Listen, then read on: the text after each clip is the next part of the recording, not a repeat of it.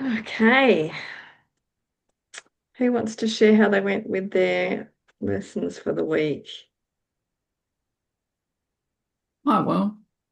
Good on you. So mine was be holy in the presence of God, or you will not know that you are there. So I thought that sort of was like you're always in the presence of God, and you mostly don't know. Well, I mostly don't know I'm there, but it's all it's not like you go to a place and there's God. So although I did feel like I did when I climbed up the top of the hill and there's amazing views all around and stuff, I feel in the presence of God there. Mm, yes, it's a lot But easier with that nature. quote didn't come to me then. I was just like, oh, well, I did it yesterday. Yeah. How about you, Joe? I repeated mine from the previous week. I invite the Holy Spirit into me as my guest to lighten up my reality and perception of this world around me. His peace surrounds me powerfully yet silently. Hmm. I don't think I've been saying this enough over the last week because I've had some fun occurrences recently, as we were sharing just before the recording started. Hmm. Mm.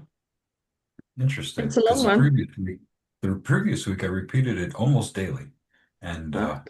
no, it was just a great week. But this week I probably only got three in, maybe four, and yeah, it's definitely been a different week from last. So I don't know if it's a clinky dink or what, but we might keep it again and see what next week brings.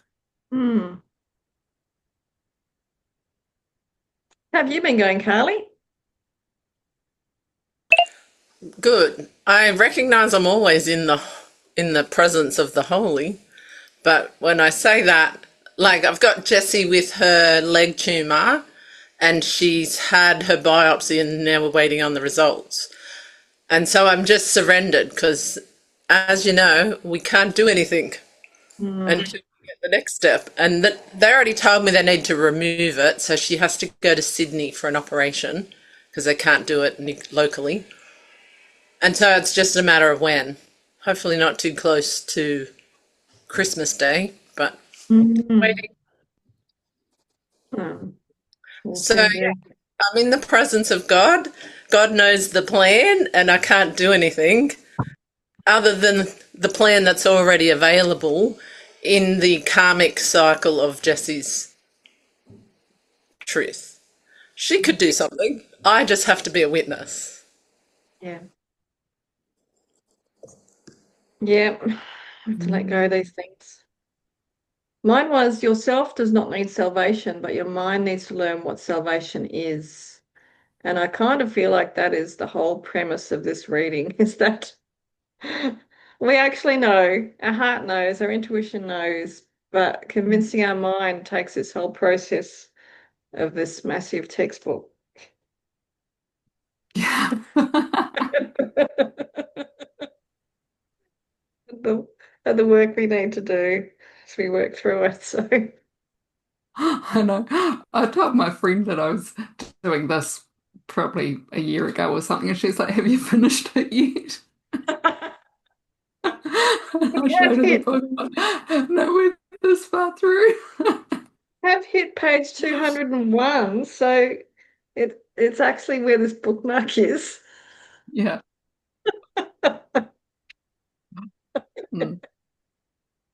Yeah, that's a big difference. Although But to be then, fair, half of it is the daily lessons and stuff. So yes, it's yes, yes. And I remember the other day we were joking about actually finishing it. I can't remember. Was I late or something? And you guys, I think it was when my internet was really bad and I came back and you guys said, "Oh, we finished it."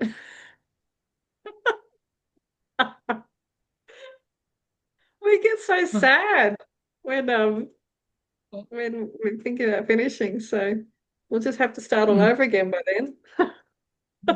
Oh, totally. Okay, let's just start reading.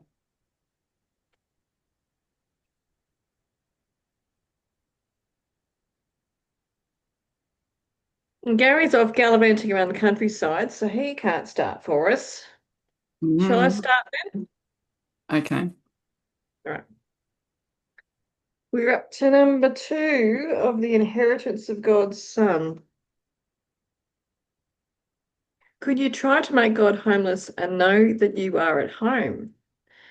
Can the Son deny the Father without believing that the Father has denied him? God's laws hold only for your protection and they never hold in vain. What you experience when you deny your Father is still for your protection, for the power of your will cannot be lessened without the intervention of God against it.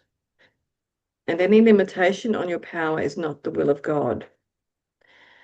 Therefore, look only to the power that God gave to save you, remembering that this is yours because it is his, and join with your brothers in his peace.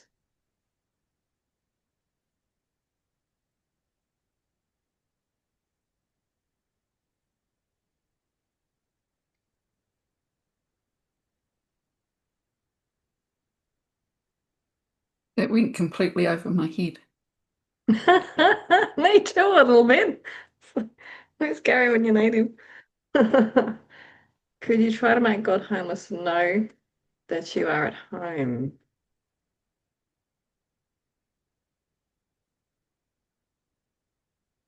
I like it because it's like, can I be at peace with God's power? Like, can I be in my vehicle as a receiver or a channel for God's power and be at peace with that, with whatever it decides on? Like, can I be at peace with what is occurring in my world and let Yeah. myself still be at peace with God as the channel?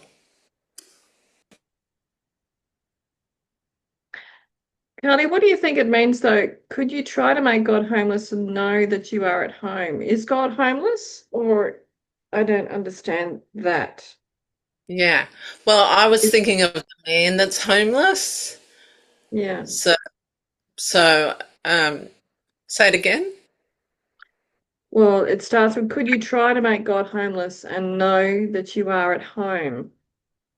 Yeah. So, can I separate from God? Does he become homeless out of this? This is, I'm taking it personally. My body is God's home. Can I make God homeless and still be one with God? But I'm still one with God because God and me aren't separate, no matter where we get. Yeah. Yeah. And that kind of flows through the next one as well. Can the Son deny the Father without believing that the Father has denied him? Because the Father never does, but we deny in our minds.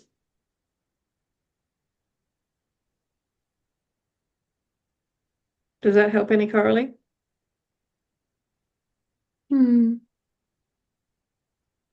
It's just there's a lot of words in there. Yeah. Yeah. Yeah, and so it is a bit like the mind separation, isn't it?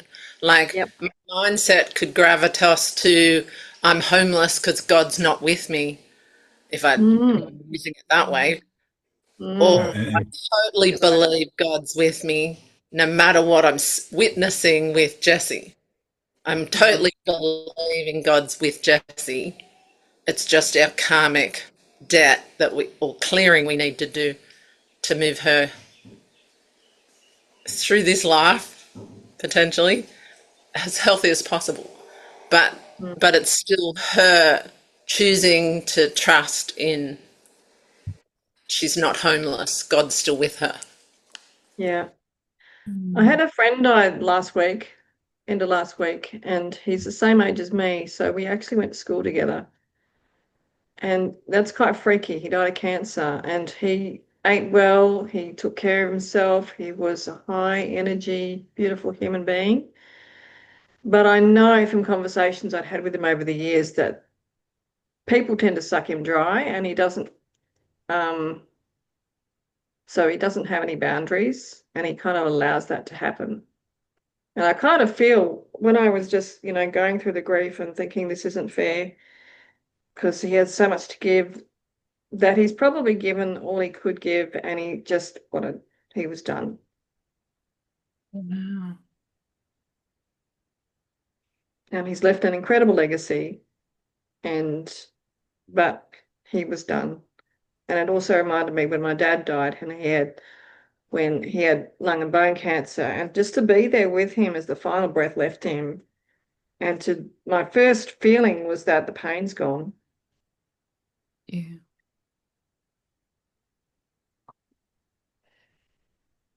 And, and I also felt closer to my dad after he died. It was almost like, without the personality and without the pain, I could actually feel who he really was.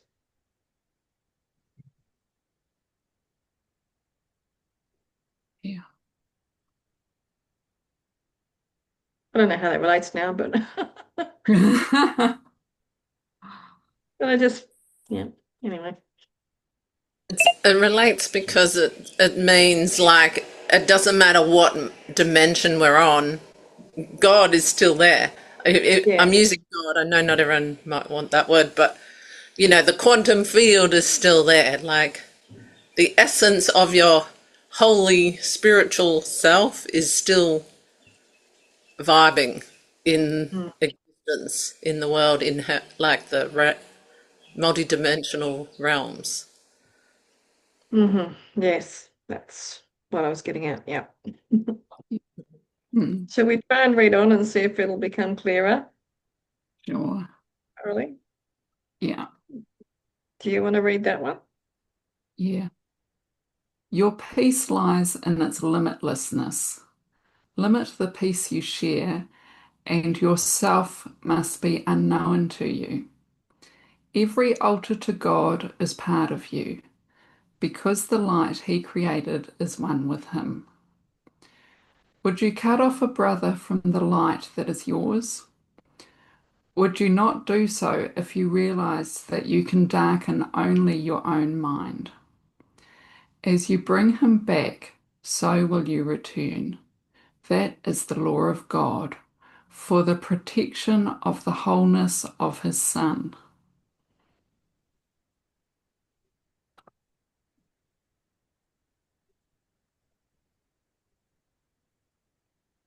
I love that first sentence. Mm.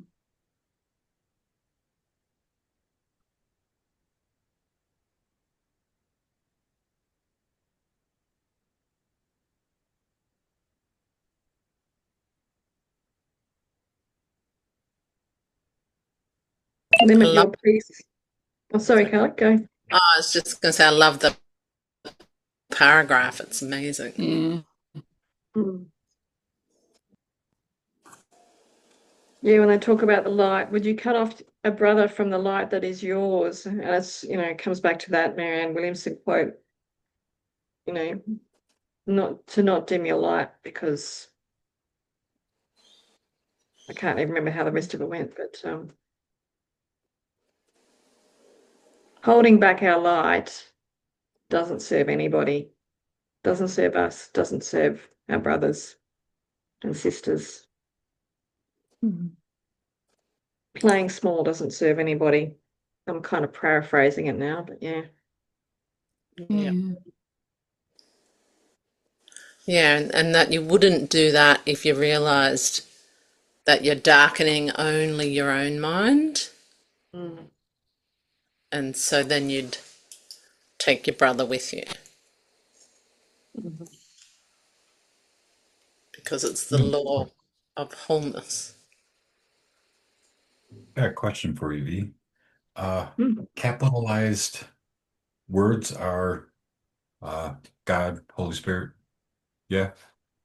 In the second sentence, limit the peace you share, and your self, which is capitalized, must be unknown to you. So is that like saying your godlike self is unknown to you?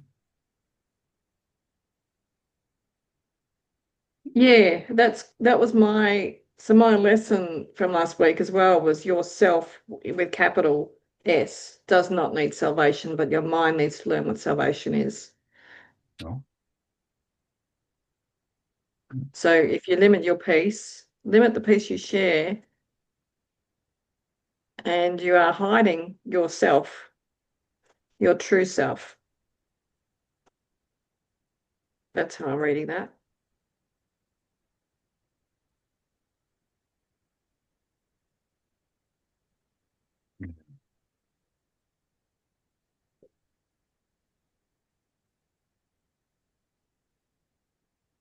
It's so interesting because your peace lies in the limitlessness. And because limitlessness to some people recently said to me, when you use the word limitlessness, you're limiting your actual expansion, because the word limit in it makes it not the full meaning of limitlessness. Thinking that is the only word I use, like limitlessness, because I see it as total expansion, one with the universe. It is it's an unlimited supply. And so Yeah. it's just interesting, even the play on words, how some people perceived each word different. Yeah, absolutely. We do. And that's why it's so powerful reading it together, because, we get confused and we can talk it through. Otherwise, I couldn't read this by myself. Yeah, and like the fact it says your peace lies in the limitlessness. Like that to me means my peace lies in the whole quantum field that I connect to as a soul, that you connect to as a soul, or love frequency. Like our peace is in the creation, the creator energy. Mm-hmm.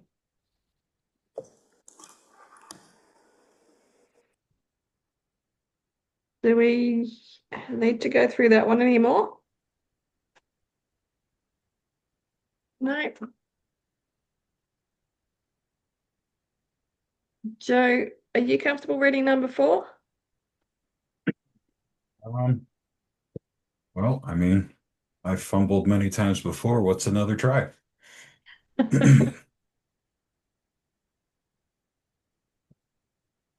Only you can deprive yourself of anything. Do not oppose this realization, for it is truly the beginning of the dawn of light. Remember also that the denial of this simple fact takes many forms, and these you must learn to recognize and to oppose steadfastly without exception. This is a crucial step in the reawakening. The beginning phases of this reversal are often quite painful, for as blame is withdrawn from without, there is a strong tendency to harbor it within.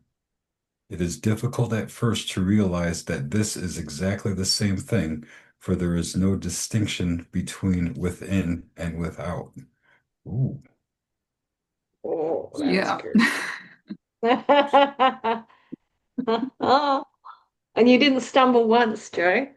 I know, like myself on,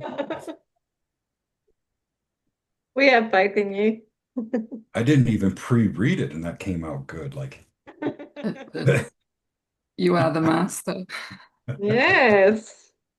I'm just happy I'm improving. I wouldn't go that far yet, but thank you.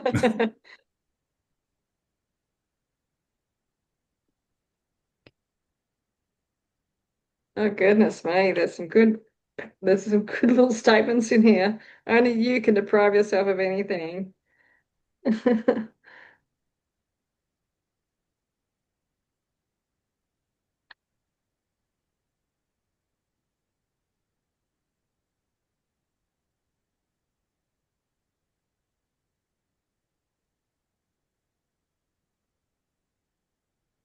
I think that's still one of my biggest challenges is actually it's all well and good to like with our hour together to be really positive and really, Yes. zen and sit with all this wonderful high Yes. vibration information, and even to speak to other people in that manner. But there's still the niggly when the little subconscious thing comes up and goes, "You're not good enough." Yeah, no, you really don't. Do you really believe that? And it's like, Yeah. and it's just so subtle that sometimes it's not even, you're not even aware of it saying that. That's how I feel sometimes anyway. But I'm getting better, I think, of like recognizing it and pulling it out and calling it for what it is, and to incorporate that into the healing process, I guess. I reckon you're a master at it, but because you don't maybe fully reflect on that, you like if you had a group of people in the room, V, that you don't know, then you would be the master in the room because of what you've learned through all the training with Gary and what you're learning Mm, here that you're putting thanks. in. Mm. And you wouldn't recognize that until you expand on the room we're already in and move to a different audience to see your mastery. Oh, that's very true, isn't it? It's so easy for us to be all loving and peaceful right here. Yeah. But the test is with our brothers and sisters, and to be able to see past their personalities. Exactly. And Mm. and it's always our choice. Like to me, this paragraph's talking about it's our individual choice on how it's playing, how we move forward in what we're creating, you know. Mhm. Mm. And we're not blaming someone else, it's how we're choosing to move forward because that's where the power is. Mm. It's in our choices.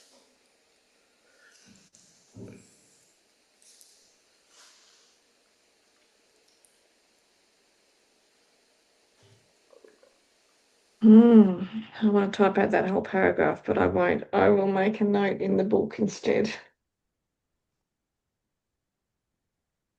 Number 5.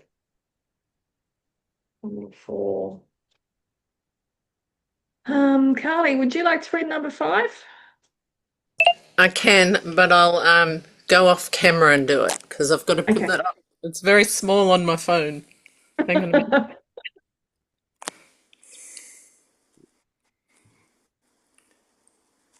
If your brothers, hang on.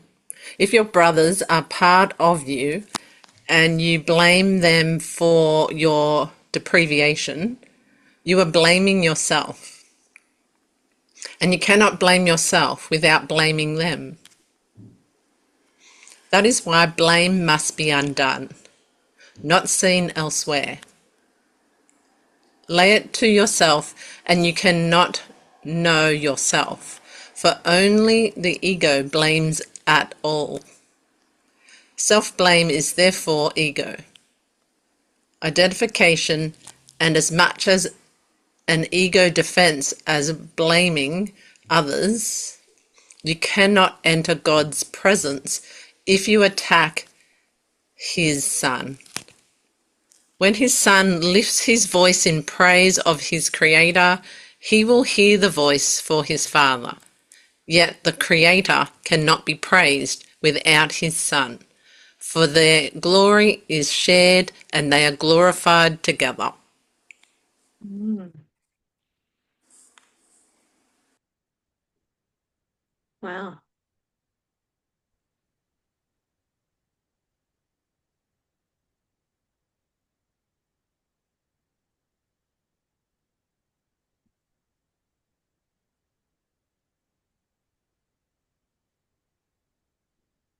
I'm just remembering all the times that Gary talks about the subconscious, and how it doesn't understand when you're blaming. So in this case, blaming someone else, your subconscious takes it all personally and says, "You're blaming. Yeah. I'm blaming myself." Yeah. And the whole blame thing is an ego construct. It's, Mm-hmm. yeah. and really common in, you know, in the whole interactions in the world. Yeah, absolutely. So, And I think that's why, yeah, it just keeps going on and on. I mean, that's parts of the world where it's just been carried on for generations, isn't it? mm,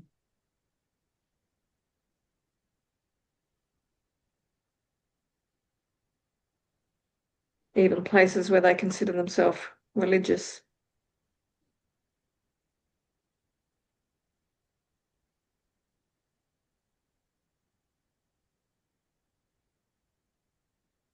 That's such a simple statement. Could be reminding ourselves of that, really, isn't it? You cannot enter God's presence if you attack his son. mm,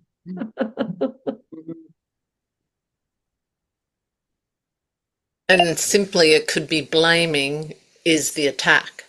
Like, it doesn't have to be physical attack. It doesn't have to be anger attack. It could simply be blaming. It could Yeah, even be just in your mind, overthinking in your blaming. You know, like your mind is separating you from yeah, as well. yeah. And you don't realize that's separating you from what you want or what you're trying to do with people. hmm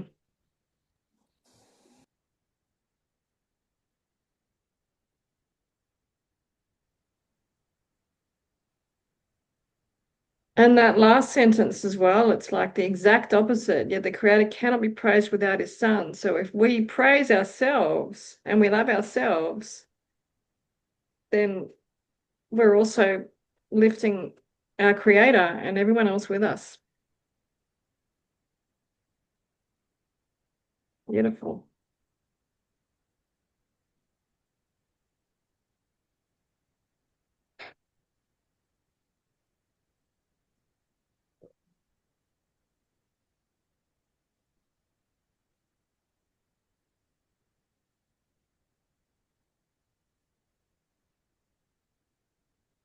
We'll move on in a minute. Are we happy with that one?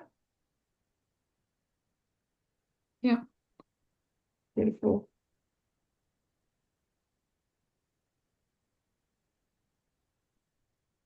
Sorry. I think I'll read number 6 then. Christ is at God's altar, waiting to welcome his Son. But come wholly without condemnation, for otherwise you will believe that the door is barred and you cannot enter. The door is not barred, and it is impossible that you cannot enter the place where God would have you be. But love yourself with the love of Christ, for so does your Father love you. You can refuse to enter, but you cannot bar the door that Christ holds open. Come unto me who hold it open for you, for while I live, it cannot be shut, and I live forever. God is my life and yours, and nothing is denied by God to his Son.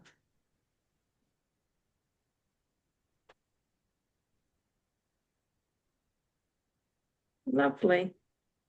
Mm.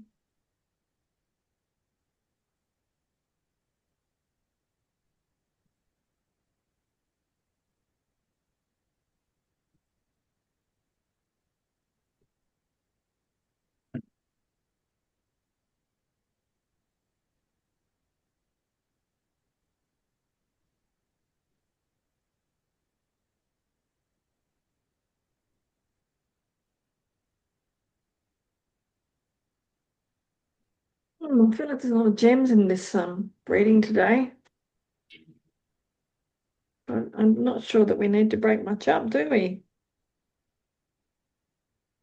Yeah, I'm just that bit where it says, because basically the door is open. God's always open to whomever, every one of us, but you can't enter wholly without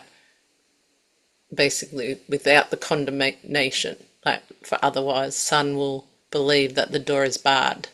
So without condemnation. And that's the condemnation of not feeling worthy to enter a door that's completely open. Yeah.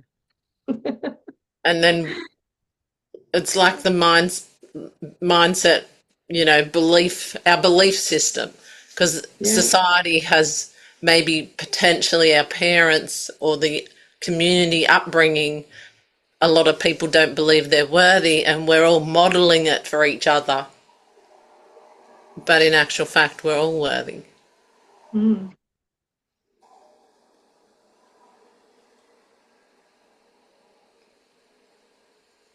I'm listening to Anita Morjani's Dying to Be Me. It's been around forever, but I've never got around Yeah. to reading it, and I'm starting to listen to it. Have you read it, Coralie? No, but I know what you're talking about, and I've heard lots of interviews with her and stuff. Yeah. Yeah. Yeah, it kind of feels like you don't need to read the book because she tells her story so fluently and so often, but Yeah. it's going. I'm only just starting it, and it's talking about her childhood because she's had such a varied upbringing. Um, she initially went to a Christian school, but her family is Hindu, and all the other children are going, but you're so confused, and you won't go to heaven unless you come to church on Sundays. And so their parents were saying, no, you're Hindu, and like there's different religions, and we all have a different path, but we all going to get there at the same, we're all going to get there regardless. But she was struggling in that school, so they put her in another school, and that was in Hong Kong. It was the British expats, so you know, they were all very Caucasian, and she is Indian, so they all picked on her because she was different, and it's like. And we all have that going through school. I think it's that identification that we just get confused with. And then it's the opposite of all this, really, isn't it? Yeah.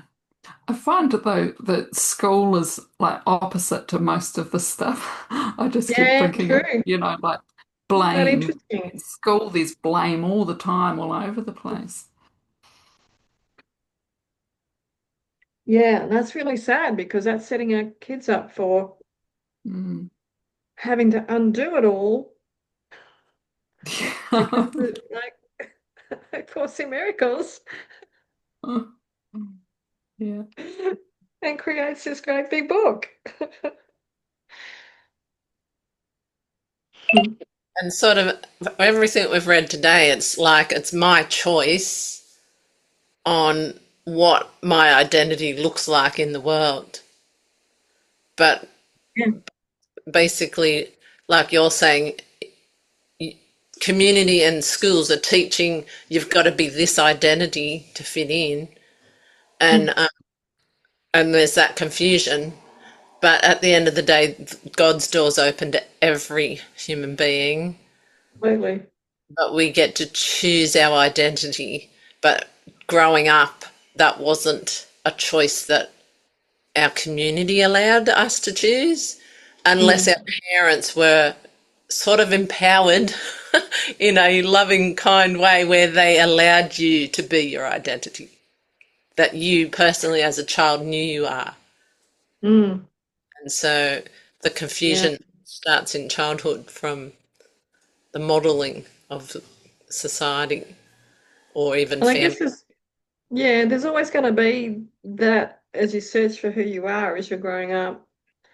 Um, yeah, But then we're not blaming it. We're just working out as we get yeah, more aware who we want to be and choosing it.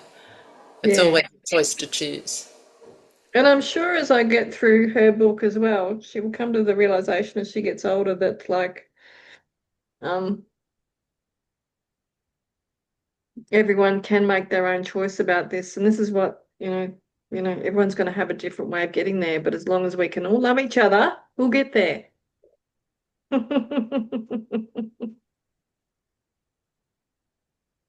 Take away the blame.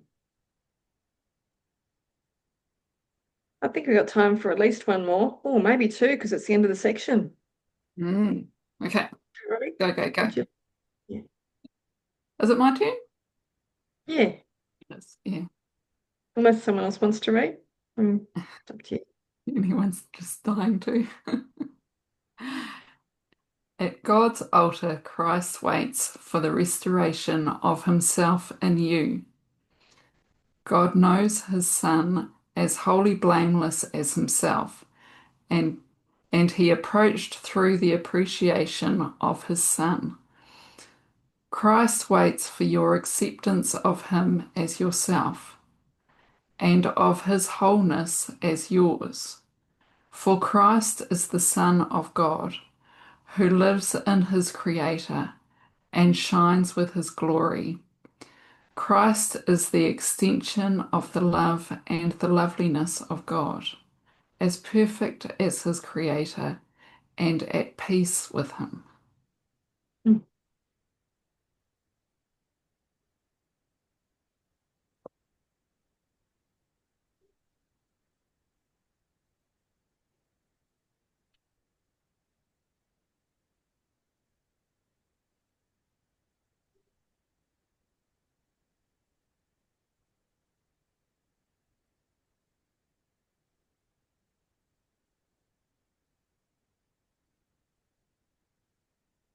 It's not often that there's actually much reference to actual Christ, is there?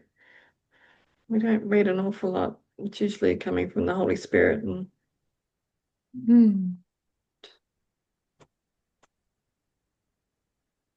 Yeah, or the Son of God. yeah. Mm.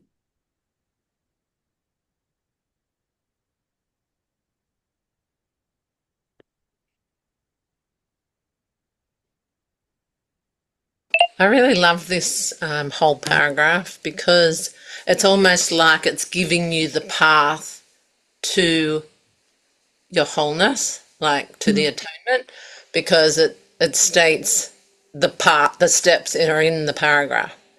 Like Christ is waiting for me to restore myself in my truth, in my holiness, in God, and know that I am blameless, and know we all are, and then the steps to appreciate myself as part of the one, and then, or God, and then accept myself, and then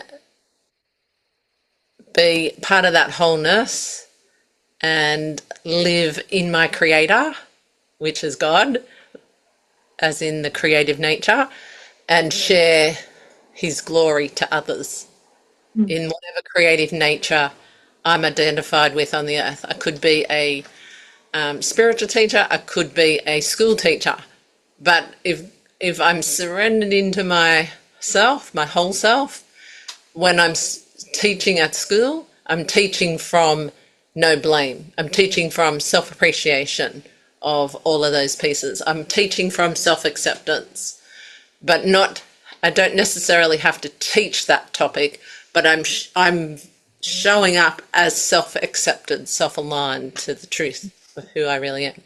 And then in that wholeness, I'm then sharing through creative nature and my assets of school teaching or accounting by showing up and just sharing.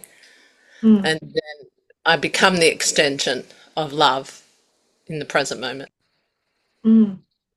Beautifully said, Carly. So it's the path. The paragraph has the whole path in it. Yeah. The path.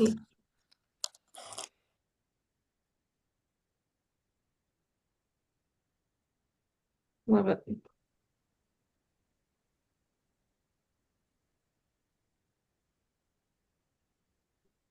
Well, if we read number 8, then we can share our lessons and we'll be good to go. Joe, do you want to read number 8? Sure. I love the last paragraph. Yes. Blessed is the Son of God, whose radiance is of his Father, and whose glory he wills to share as his Father shares it with him. There is no condemnation in the Son, for there is no condemnation in the Father. Sharing the perfect love of the Father, the Son must share what belongs to him. for otherwise he will not know the Father or the Son. Peace be unto you who rest in God, and in whom the whole sonship rests. Beautiful.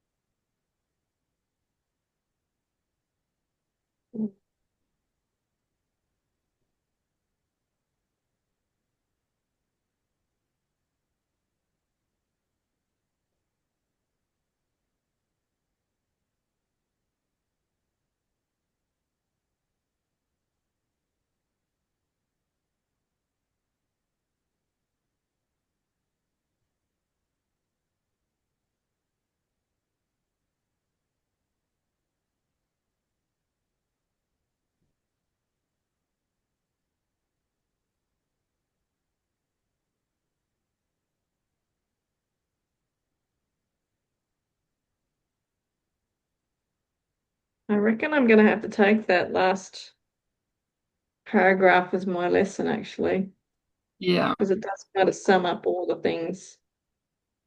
Blessed is the Son, whose radiance is of his Father, and whose glory he wills to share as his Father shares it with him. It's just such a beautiful circle.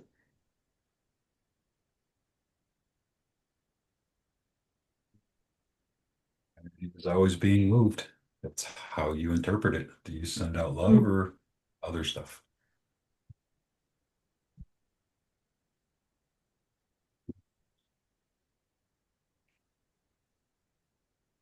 Definitely love. I do my best. Hmm.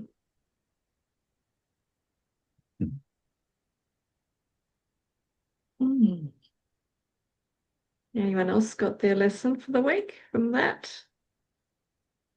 Yeah, I'm taking the last line. Peace be upon you who rest in God, and in whom the whole sonship rests. There's power in that one. Mm. I'm going to keep the last one and I'm going to add, and I kind of rewrote it. Limit yourself and you limit God's love. Simple Yes. and effective. I love it. Mm. Yeah. In my mind, it's all those times I wasn't authentic. I was hiding myself. I was too shy. I was too scared. I couldn't speak up. I wouldn't speak up. All of that crap Yeah. all stunted my growth, all prevented me from becoming who I am sooner. I like denied the lessons. I denied the blessings. I denied the love because I refused to go through. And it's simple saying of just stop limiting yourself. Be Mm. you, your authentic self, and yeah. Love it. I'm going to write that one down too. What can you repeat it, please, Joe? Limit yourself and you limit God's love. Mm-hmm. So simple. Thank you. How'd you go, Carly? Yeah, I've got a couple. I liked Christ is the extension of love and loveliness of God. But then I went with, well, actually, I went with at God's altar, Christ waits for the restoration of himself in you. But I like that, or I just go, Christ waits for the restoration of himself in you. Mm. So I'm going with that last bit. There's a lot to choose from there. Yeah. Mm. I'm going with Christ waits for the restoration of himself in you. Love it. Good to have you back, Carly. Thank you. Thanks for having me. Yeah. Well, I'm feeling pretty complete, so go forth and love your brothers, and we'll see you next week. Thanks, everybody. Bye, everyone. Bye. I love